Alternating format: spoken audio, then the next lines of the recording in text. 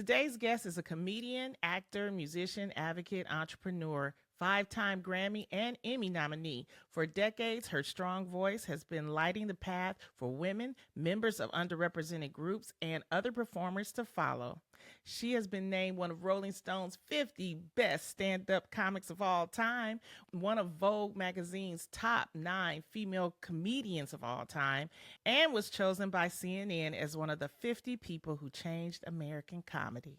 She's recently made guest appearances on shows like The Flight Attendant, Hacks, and the movie Fire Island, and you can currently see her live on her Live and Live It comedy tour. Please welcome Margaret Cho. Margaret! Hi. Oh my goodness, I miss you. I haven't seen you in such a long time. Girl, it's been so rough. What have you been up to?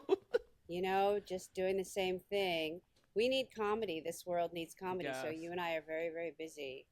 Leah, how's your comedy tour going? It's going good. It's really exciting to be able to go back and actually live performance is still very exciting and new because we couldn't really do it at full capacity till now, really. Right. So It's been incredible and people really want to laugh and, it's an election year. So that's been really crazy. And I spent the day over with Chrissy Teigen and John Legend making lots of media content to push up, our candidate for Kamala to be president. Yes. So, I spent the day doing that and it was really incredible. You know what? Thank you for doing that. And thank you for being such a fierce voice in comedy. And I can't wait to get into this topic. For today's grown-ass topic, we're talking about being okay being solo. Society often pressures women into thinking that fulfillment comes only through romantic relationships or motherhood. But what about the women who find joy in their own company? Fulfillment doesn't have to come from others. It can come from truly knowing and loving yourself. And this week, we're diving into the power of solitude and the lessons you learn when you embrace being on your own. And this episode is for those women out there who are still living single and proud. Margaret, tell us about your journey of building a life that is truly your own. I had my first boyfriend when I was 5. Same. Wow. And that actually was my best relationship. I'm always trying to get back to him. He was really good to me. And I miss him actually. But I've had a boyfriend or, something, a girlfriend, a husband, a wife, it ever since I was a child and ever since I was an adult, constantly rotating relationships. And I've always been miserable in them. I've never had a good one. I really never have. Really? And never. I've And if always you think- tried to make it work. Yes. Do you think that's why they never worked? Because they were never really good relationships? Yeah. I was trying to make it work. I think if you're in a good relationship, that's great for you. But, Right. I could never make it happen for myself because I was always either trying too hard or trying to make something fit. And, I was in a really destructive one where I just was drinking a lot and, it was going bad. And I was with this guy who was very abusive. And I just thought, well, maybe I'll just break up with him by dying. Oh no! That was like my, I mean, and so now, it's been about 8 years. I'm sober and I'm done, rid of him. And since then, I'm like, I don't think I need to do this again. And I really have had such a good time on my own. And society does such a number on women, making us think, well, we've got to find the one. Why do you think that happens? Why is there this societal pressure that we have to be in a relationship?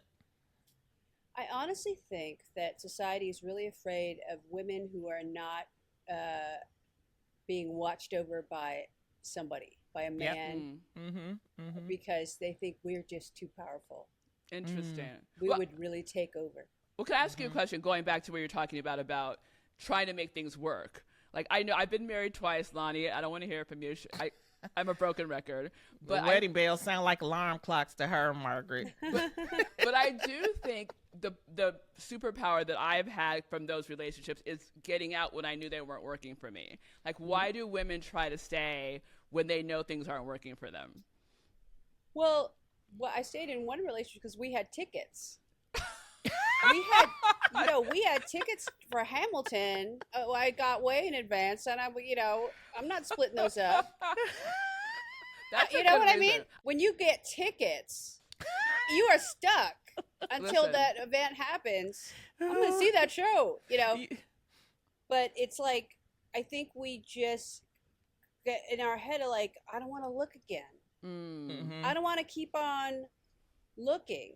I learned a lot from that TikTok series, Who TF Did I Marry? Mm-hmm. Mhm. Mhm. And she was saying she stayed with it because she wanted it to be her turn. I wanted to Oh. be my turn to be the bride. I wanted to be my turn to have the wedding. I wanted it to be my turn. And so we get in these relationships thinking, I want it to be my turn. Right. I want to have this Right. prince in, this knight in, shining armor. But that's not reality all the time. Right, exactly. Those Right. guys exist. They're out there, but it's not. I think we just tell ourselves these stories more than the truth that should be told. I also feel like, as we get older, it's not always going to be a lifelong relationship, right? I mean, again, married twice, but both of my relationships were not toxic. There wasn't like anyone was beating me, but they ran their course. And so to be shamed into staying when someone's not right for you anymore, you've outgrown that relationship, is what I think women, have to deal with. Like, there's no shame in moving on. And so I think once we embrace that, it's like, okay, this was a good time for my 20s. This was a good relationship for my 30s. Now that I'm in my 40s and 50s, there's a different relationship that I need. Well, it's also hard because, like Margaret said, it's kind of embedded in us when we're Yes. young with these damn fairy tales. Look for your prince. He's going to give you a kiss. You never hear Beauty and the Beast. You never hear Beauty and the Frog Face bitch. It's a reason for that. You know what I'm saying? It's just, Right. and so when you're a little girl and at 5 years old, you have that young man who was kind to you. It happened to me when I was in high school. Like, my boyfriend would always buy me McDonald's. So that was my thing. Aw. You know what I mean? And I was always searching for that next. But as you get older and you deal with people that's got baggage, that's you're going through life, it's hard. But then that little girl in me is always like, well, that's your prince. Right. You got to stay because that's your prince. You got to work it out. And you don't. Grown-ass women figure it out and realize that they can do things on their own. So, Margaret, now that you're single, what are some of the discoveries that you're finding out about yourself? Well, that I really enjoy my own company, and that I really love that I can live alone and have this house that's full of love all the time. I have wonderful animals. I have so many great friends. And it's also, there's dick. You can have dick. Like, there's so much dick. There's no shortage. It's always around, so you can always get it. Listen. It's always there, honey. It's always there. It doesn't have to be asexual. It doesn't have to be aromantic, but it can definitely be without that primary partner, without a sense of like needing to find the one, and that to me has been really a big life lesson, because I've just been so motivated to, like, as soon as I got out of a relationship, I got to get into another one. So I have a very big fear of being alone. Well, that's the misconception. Is like being alone doesn't equate being lonely. Like, you can be alone and have, like you said, a beautiful house full of animals, friends, godchildren, whatever you want to fill your house with. But just because that you don't have a man or a partner doesn't mean you're lonely. Yeah, well, some of us are, Erica. You have a boyfriend. I don't want to hear from you. Why are you in this conversation? You can have a boyfriend and still be lonely. Oh, that's true. That is true. Sometimes you want to be lonely That's from true. him.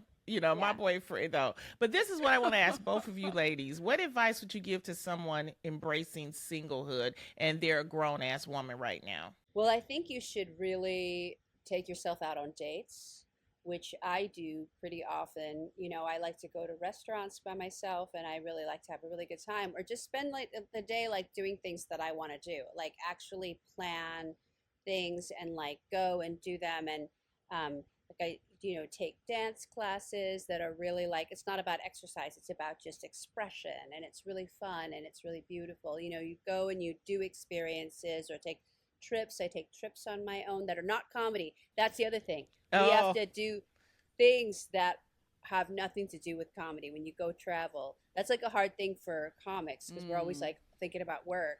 Yeah. But you know, like actually going on a vacation, that's really special, and that's something that I really treasure. So that's my advice: is to embrace this wonderful time to spend with your most important person, which is you. I love that. Oh, I Erica, love what's that. your bad advice? Listen. No, I will say that I think it's changed over the years because again, when I was first divorced from my first husband when I was very young, I literally could not be alone. So I would go out every night with my girlfriends or go out and be in the streets because I was like afraid of being alone. Now, after my second divorce, I really do cherish like, oh, I don't have to go home and like cook for someone, or I don't have to go home and worry about what he's doing or worry about what he wants, or if I to, you know, I can't just take my bra off and like not wear any makeup. You know what I mean? Like this is like all about me right now, and I'm embracing that time in my life. And to your point, you know, I'm loving myself. I can get a mani-pedi. I can watch the Housewives marathon. I could do whatever I want that's going to make me feel happy, and that's a luxury. And people don't realize what a luxury it is, especially women, because we're always taking care of other people. But I do want to say, as we get older, Margaret, and we're living alone, we do have to have a support system, correct? People to check in. Do you have that? Absolutely. I mean, I have a really amazing group of friends, you know, people that I've known for really long time. You know, we are, and my family also. I'm very close with my family, and I'm taking care of my older parents who are now in assisted living, and so they're almost like my kids in a way. You know how they Yes. it reverses age where they become like they're in daycare. I had to sort of keep tabs on them. They're keeping tabs on me. My mom really wants me to be in a relationship. She's, Of I course. wish you would download Timber. Yeah. Can you do profile Same. on Timber? I wish Timber. I will pay for you to have premium Timber. Bless Like her. I don't want to be on Hilarious. Timber, but Hilarious. you know, like I'm very social also, and then I'm also out every night doing comedy, and like comics really we take care of each other as well. So you know we form lifelong relationships in this business, and that's really special too.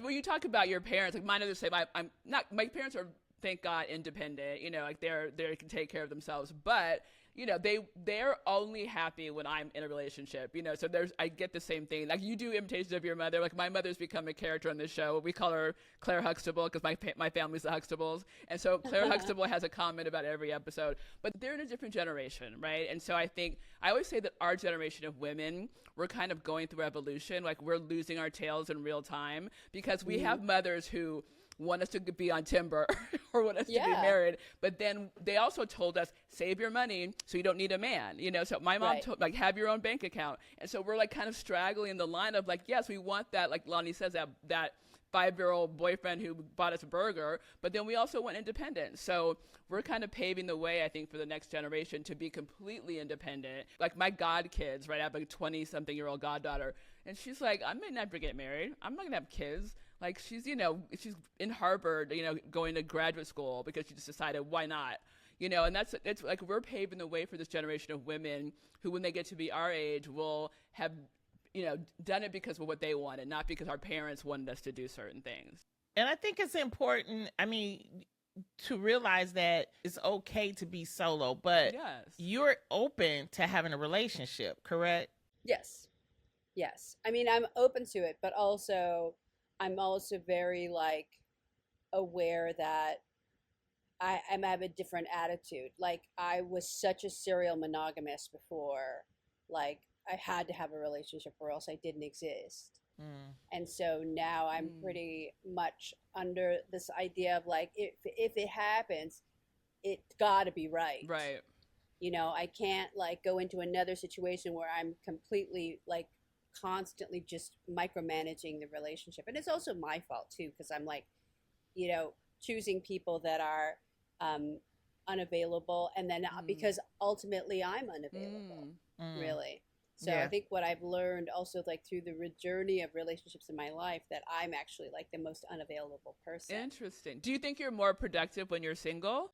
Well, I think so now, just because I've been single for a good long chunk. Like I've like really feel, it's not even it's that it's productive, but it's more I just feel happier. and more serene and more complete.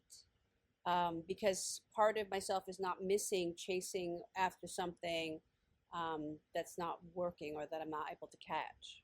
I love that. But if you do get like, get you some, whatever it may be, do they get to stay the night or you kick them out right Oh, then? they leave. I can't.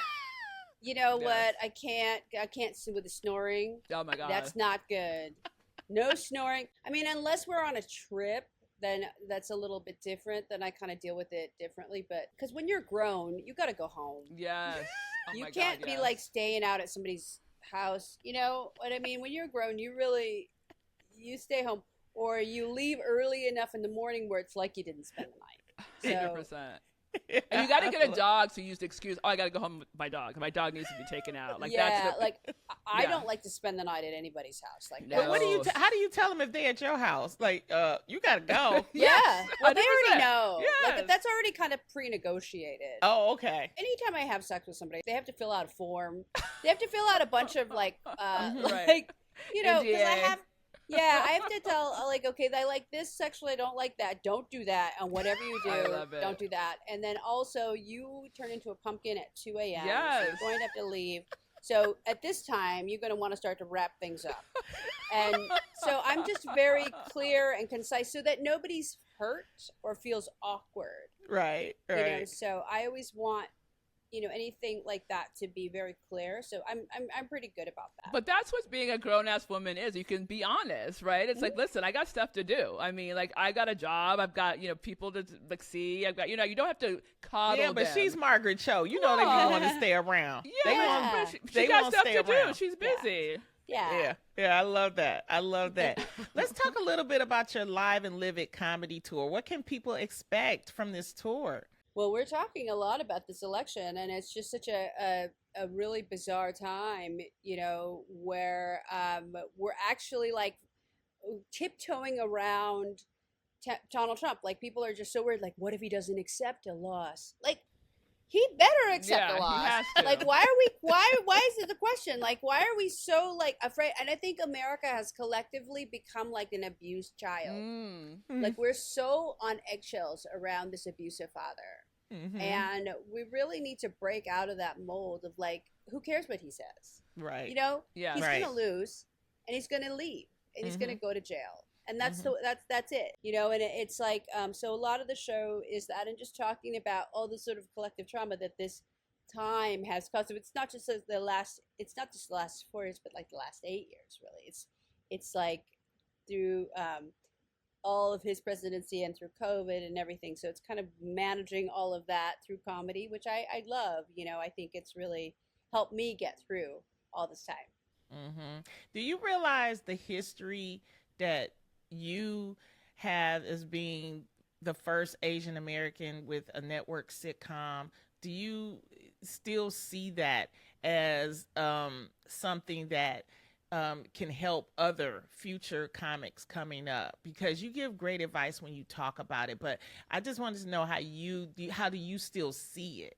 Oh, thank you. Well, I love it because a lot of the Asian American comedians that are really, really popular today Mhm. looked at me and they saw me and they thought, I can do this because she's doing Amazing. this. So I'm so grateful. They're all my children, like Ali Yeah, Wong absolutely. and Sherry Cola and Ronnie Chang and Joel Kim Booster and Bowen Yang. Mhm. They're my babies. Aw. And so I'm so proud of what they're able to accomplish. So they're my greatest achievement, That's really. amazing. I also am always asking them for jobs.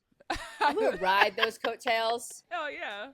because they're going to need somebody to play their mom. Right. And I'm always hitting them up for everything. So it's great because they will always throw me a job here and there. And I'm so honored. But, they're such amazing people. And I'm just really fortunate to have had the chance to do what I did and inspire people.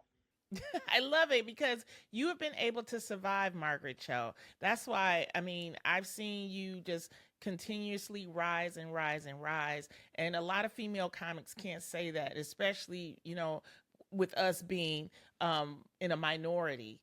What would you say to people out there no matter what their occupation is, in holding on and having perseverance. Oh, well, thank you. But I think the most important thing is to have a lot of gratitude, you know, like to have gratitude for it and to enjoy it. You know, if you enjoy it, if you continue to enjoy it, because I still love going out every night and doing shows, whether it's like at the clubs or a big theater or wherever it is. Like, I love the craft of what we do. And for me, it is such a joy to do it. Even when I'm like failing, you know, like I'm like, oh, I'm so grateful to find out that that joke is not funny. Yeah. You know, like I've fallen in love with the idea of what I do, and I've always been in love with it. And I think that's what's truly magical. You know, that you can love something that you discovered at 14, as I did, just as much at 55, and I'm still loving it. So that's a really good thing. So my main relationship actually is comedy. That's what I've been really married to my whole life. Well, you know what? We are proud of you, and it's always a pleasure. Thank you so much for coming on Grown Ass Women. Thank you. You're just my sunshine. Amazing. I just Oh, love I you, love Margaret. you. You're the best. It's always good to see you. Thank you. And for our listeners, be sure to check out Margaret Cho's Live and Live It comedy tour. Tickets are available at margaretcho.com. And when we come back, we're going to get the takeaway with me, Loni. This is Grown Ass Women Talking. Thanks, Margaret. Thanks, Thank Margaret.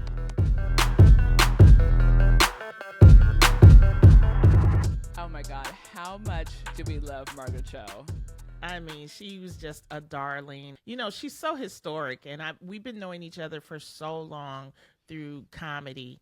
And just to, you know, she's one of those grown ass women that persevere. And I was glad to give her flowers. 100%. I think that's the nice thing too about this show, is that we give women their flowers while we can. Well, especially, I mean, and I want to hear your takeaway from this whole conversation, but what I took away from it was, you know, the idea that she has had this long-lasting career, and as she said, persevered through ups and downs, but that same love and passion for comedy that she had in her 20s is still there, which is like inspiring to see.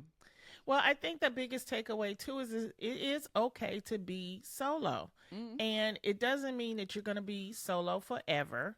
It's just that no matter what age, we all could use a break.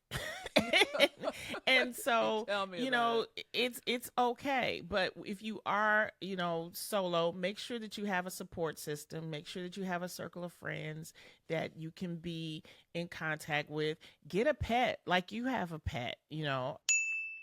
I have James. Poor James. Oh my goodness. But definitely, you know, find solitude. Make sure that you have hobbies. Make sure that you keep yourself busy. It's great to be alone at times. So don't be afraid of, if you're in some type of weird relationship that you're not happy, get out of it. Do not remain in something that is not good for you, because life is too short. And that's my takeaway. Any final thoughts? Well, my final thought, as always, is I'm never going to be solo because I always have you. So tell James Anyway. to scooch over, Oh my because goodness. I'm going to be in the middle tonight. Y'all both could be in the same bed. I'm not being in the same bed with Scooch you two. over, James. I'm coming in. Double snoring. Me and my Okay. dog, Kobe. Kobe's going to be at the Oh, foot of not the the dog too. Oh, I'm in your house and you over here. Okay. Thank you all so much for joining us for another episode of Grown Ass Women Talking. Please follow us on Spotify, Apple Podcasts, or wherever you get your podcasts. Leave us a 5-star rating, and don't forget to follow us on Instagram or YouTube at GAWT Pod. Come see me perform stand-up live in Phoenix Woo! on November the 10th. Please, it's just one show. I'm busy. Y'all can do that. Or at the Miami Improv on December 15th. Tickets are on sale now. Check the show notes for details. Thanks again to Margaret Cho for joining us. Thank you to Elizabeth Munch. And thank you, Ceej, for putting up with both of us. Thanks, Ceej. And bye. Love to everyone.